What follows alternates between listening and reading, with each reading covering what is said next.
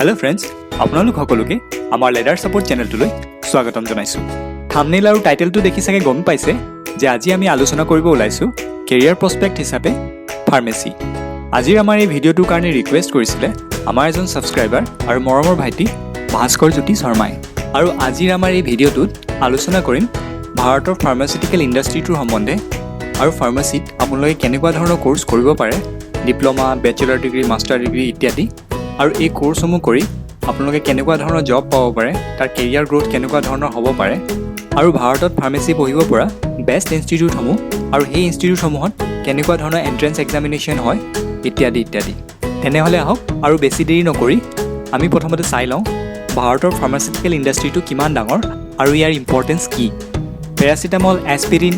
ইত্যাদি জেনেৰিক ড্ৰাগৰ নাম চাগে আপোনালোকে সকলোৱে শুনিছে, আৰু ভাৰত পৃথিৱীৰ ভিতৰতে আটাইতকৈ বেছি জেনেৰিক ড্ৰাগ উৎপাদন কৰা দেশ হয়। ঠিক সেইদৰে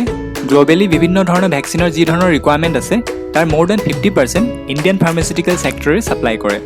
আৰু বৰ্তমান সময়ত এইডছৰ ট্ৰিটমেণ্টৰ কাৰণে যি এণ্টি ৰেট্ৰ'ভাইৰেল মেডিচিনৰ দৰকাৰ হয় সেই মেডিচিনবোৰৰ অভাৰ 80% ইণ্ডিয়ান ফাৰ্মাচিউটিকেল ছেক্টৰে প্ৰডিউচ কৰে। আৰু 2025 চনলৈকে আশা কৰা হৈছে যে ইণ্ডিয়ান ফাৰ্মাচিউটিকেল ছেক্টৰটো $100 বিলিয়ন হ'বগৈ। গতিকে আপোনালোকে চাগে নিশ্চয় বুজিব পাৰিছে যে ইণ্ডিয়ান ফাৰ্মাচিউটিকেল ছেক্টৰটো কিমান ডাঙৰ আৰু গ্ল'বেলি তাৰ ইম্পৰ্টেঞ্চ কিমান। এতিয়া আমি চাই লওঁ ভাৰতত ফাৰ্মেচি কেৰিয়াৰ ষ্টাৰ্ট কৰিবৰ কাৰণে কি ধৰণৰ কোৰ্স কৰিব পাৰি আৰু ইয়াৰ কাৰণে এলিজিবিলিটি ক্ৰাইটেৰিয়া কেনেকুৱা ধৰণৰ লাগে। হায়াৰ ছেকেণ্ডেৰী ছায়েন্সত ফিজিক্স, কেমেষ্ট্ৰি, মেথছ বা ফিজিক্স, কেমেষ্ট্ৰি, বায়'লজি লৈ পাছ কৰাৰ পাছত আপোনালোকে ডি ফাৰ্ম বা বি ফাৰ্ম বা ফাৰ্ম ডি কৰিব পাৰে। এইখিনিতে এটা কথা উল্লেখ কৰি থ'ব বিচাৰিছোঁ, ফাৰ্মাচী এডুকেশ্যন বা প্ৰফেশ্যন আপ টু গ্ৰেজুৱেট লেভেললৈকে ফাৰ্মাচী কাউন্সিল অফ ইণ্ডিয়া অৰ্থাৎ PCI ৰেগুলেট কৰে। PCI এটা ষ্টাটিউটৰী বডি অৰ্থাৎ পাৰ্লিয়ামেণ্টৰ এক্টৰ দ্বাৰা গঠন হোৱা ৰেগুলেটৰী বডি, আৰু ই ফাৰ্মাচী এক্ট 1948 দ্বাৰা গভৰ্ণ কৰে। হায়াৰ ছেকেণ্ডেৰীৰ পিছত কৰিব পৰা ফাৰ্মাচীৰ প্ৰথম কোৰ্ছটো হৈছে ডি ফাৰ্ম। ডি ফাৰ্ম মানে হৈছে ডিপ্ল'মা ইন ফাৰ্মাচী। এইটো এটা 2 বছৰীয়া কোৰ্ছ হয়, আৰু ডি ফাৰ্মৰ কাৰণে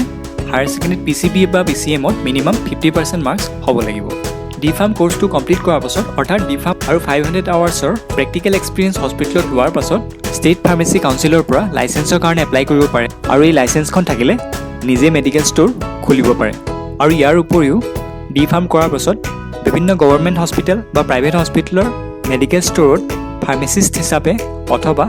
বিভিন্ন ফাৰ্মাচিউটিকেল কোম্পানীত মেডিকেল ৰিপ্ৰেজেণ্টেটিভ হিচাপেও জব পাব পাৰে। ফাৰ্মাচী কাউন্সিল অফ ইণ্ডিয়াৰ দ্বাৰা ৰিকগনাইজড অসমত ডি ফাৰ্ম পঢ়িবৰ কাৰণে কি ইনষ্টিটিউট আছে মই নামখিনি এবাৰ দি দিছোঁ, ইচ্ছা কৰিলে এবাৰ চাই ল'ব পাৰে। এতিয়া আহিছোঁ ফাৰ্মাচীত কৰিব পৰা আন এটা course B Pharm. B Pharm মানে হৈছে বেচেলাৰ্ছ অফ ফাৰ্মাচী, আৰু এইটো এটা 4 বছৰীয়া কোৰ্ছ হয়।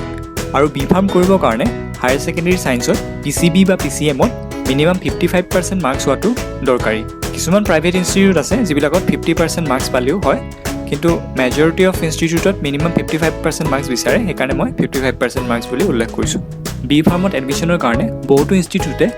নীটৰ স্ক'ৰ গ্ৰহণ কৰে, আৰু বহুতো প্ৰাইভেট ইনষ্টিটিউটে নিজৰ এণ্ট্ৰেন্স এক্সামিনেশ্যন কণ্ডাক্ট কৰে, যেনে মণিপাল, বিটছ ইত্যাদি।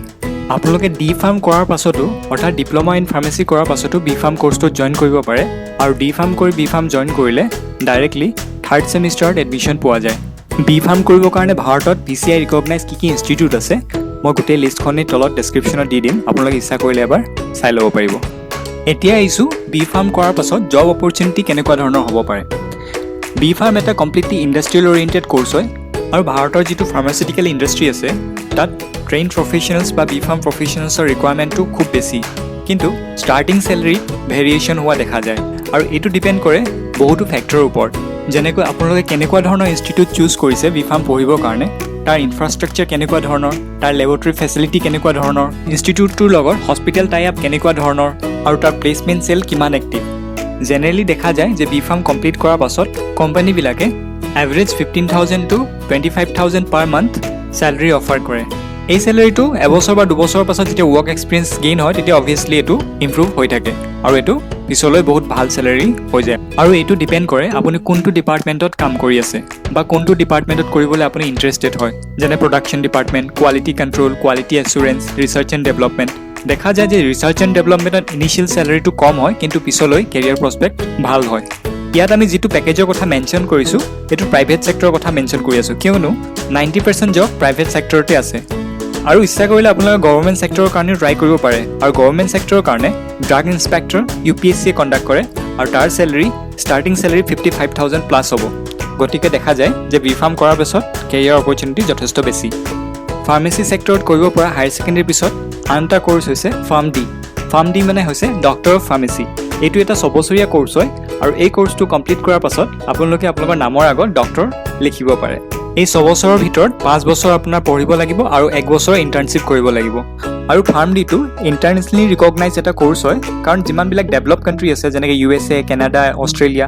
এই সকলোবিলাক দেশতে ফাৰ্ম ডি কোৰ্চটো একচেপ্ট কৰা হয় আৰু ক্লিনিকেল ফাৰ্মাচিষ্ট বা কমিউনিটি ফাৰ্মাচিষ্ট হিচাপে কৰিবৰ কাৰণে ফাৰ্ম ডিক মিনিমাম কোৱালিফিকেশ্যন হিচাপে ধৰা হয় আৰু ফাৰ্ম ডি কৰি পিনি আপোনালোকে অন্য ফৰেন কাণ্ট্ৰিটো জব পাব পাৰে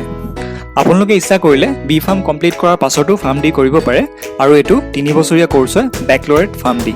এইখিনিতে আৰু এটা কোৰ্চৰ বিষয়ে মেনশ্যন কৰিব থাকি গৈছে সেইটো হৈছে B.Pharm প্ৰেক্টিকেল যিসকলে অলৰেডি D.Pharm কৰি থৈছে আৰু 4 বছৰৰ মিনিমাম ৱৰ্ক এক্সপিৰিয়েঞ্চ আছে তেওঁলোকে B.Pharm প্ৰেক্টিকেল কৰিব পাৰে আৰু B.Pharm প্ৰেক্টিকেলটো এটা 2 বছৰীয়া কোৰ্চ হয় এতিয়া আহিছোঁ যিসকলে ফাৰ্মাচিউটিকেল ইণ্ডাষ্ট্ৰীত থাকি নিজৰ কেৰিয়াৰ আৰু গ্ৰোথ কৰিব বিচাৰে আৰু B.Pharm বা ফাৰ্ম ডি কৰাৰ পিছত আৰু ফাৰ্ডাৰ ষ্টাডি কৰিব বিচাৰে তেওঁলোকে কি কোৰ্চ কৰিব পাৰে ভাৰতত বৰ্তমান সময়ত আপোনালোকে সকলোৱে দেখিছে যে কিদৰে কৰোনা ভাইৰাছ সমগ্ৰ বিশ্বতে বিয়পি আছে আৰু কৰোনা ভাইৰাছৰ ভেকচিন বনাবৰ কাৰণে সমগ্ৰ বিশ্বৰ সাইণ্টিষ্ট আৰু ৰিচাৰ্চাৰসকলে দিনে নিশাই কিদৰে অপ্ৰাণ চেষ্টা কৰি আছে এই ক্ষেত্ৰত আপোনালোকেও যদি ভৱিষ্যতলৈ এজন সাইণ্টিষ্ট বা ৰিচাৰ্চাৰ হিচাপে নিজকে গঢ় দিব বিচাৰে তেনেহ'লে অবভিয়াছলি আপোনালোকে হায়াৰ ষ্টাডি কৰিব লাগিব পোষ্ট গ্ৰেজুৱেট ডিগ্ৰীসমূহৰ ভিতৰত আপোনালোকে ভাৰতত M.Pharm, MS in pharmacy, M.Tech in pharmacy, MBA in pharmaceutical management ইত্যাদি কোৰ্চসমূহ কৰিব পাৰে আৰু তাৰপিছত আপোনালোকে ফাৰ্মাচীত PhDও কৰিব পাৰে পোষ্ট গ্ৰেজুৱেট ষ্টাডিজ আৰু ভাল ৰিচাৰ্চ ফাউণ্ডেশ্যন গঢ়ি তুলিবৰ কাৰণে অবভিয়াছলি আপোনালোকে এখন ভাল ইনষ্টিটিউট চুজ কৰিব লাগিব আৰু তাৰ কাৰণে আপোনালোকে NIPAR অৰ্থাৎ national institute of pharmaceutical education and ৰিচাৰ্চৰ কাৰণে ট্ৰাই কৰিব পাৰে আৰু ভাৰতত মুঠতে 7খন NIPAR আছে আৰু এই 7খন NIPARৰ ভিতৰত এখন আমাৰ গুৱাহাটীতো আছে আৰু এই NIPARত এডমিশ্যন পাবৰ কাৰণে জইণ্ট এণ্ট্ৰেন্স এক্সামিনেশ্যন কণ্ডাক্ট কৰে NIPAৰে সেইটো আপোনালোকে ক্লিয়াৰ কৰিব লাগিব আৰু তাৰ কাৰণে B.Pharm বা ফাৰ্ম ডিত মিনিমাম 60% মাৰ্কছ থাকিব লাগিব আৰু যদি CGPA 10 স্কেলত হয় তেনেহ'লে মিনিমাম 6.75 CGPA থাকিব লাগিব আৰু সেইটো ST বা SC ষ্টুডেণ্টৰ কাৰণে মিনিমাম 55% মাৰ্কছ অথবা 6.25 আউট অফ 10 CGPA স্কেলত থাকিব লাগিব আৰু যদিহে পাৰ্চন উইথ ডিজেবিলিটিজ থাকে তেনেহ'লে মিনিমাম 50% মাৰ্ক অথবা 5.75 CGPA থাকিব লাগিব NIPARৰ বাহিৰে যদি আন ইনষ্টিটিউটত আপোনালোকে ফাৰ্মাচীত PG কৰিব বিচাৰে তেনেহ'লে আপোনালোকে GPET এক্সামিনেশ্যনটো দিব লাগিব আৰু GPET মানে হৈছে গ্ৰেজুৱেট ফাৰ্মাচী এপ্টিটিউড টেষ্ট এইটো নেশ্যনেল টেষ্টিং এজেঞ্চিয়ে কণ্ডাক্ট কৰে 2018 চনলৈকে এইটো AICTE কণ্ডাক্ট কৰিছিলে অৰ্থাৎ all India council of technical এডুকেশ্যনে অৰ্গেনাইজ কৰিছিলে আৰু যদি GPET কোৱালিফাই কৰে তেনেহ'লে AICTE আপোনালোকক 12,400 টকা মান্থলি স্কলাৰশ্বিপো প্ৰভাইড কৰে আৰু এই স্কলাৰশ্বিপটো আপোনালোকক 2 বছৰৰ কাৰণে দিয়া হয় এইখিনিতে এটা কথা উল্লেখ কৰি থ'ব বিচাৰিছোঁ আপোনালোকে NIPAR যি ক্লিয়াৰ কৰাৰ পাছতো যেতিয়া কাউন্সেলিঙৰ কাৰণে যাব তেতিয়াহ'লে এটা ভেলিড GPET স্ক'ৰ আপোনালোকৰ হাতত থাকিব লাগিব যদি আন মেডিকেল ডিগ্ৰী যেনে MBBS BAMS অথবা ভেটেনেৰী BVSC থাকে তেনেহ'লে GPET স্ক'ৰ নাথাকিলেও আপোনালোকে NIPAR GE কাৰণে এপ্লাই কৰিব পাৰে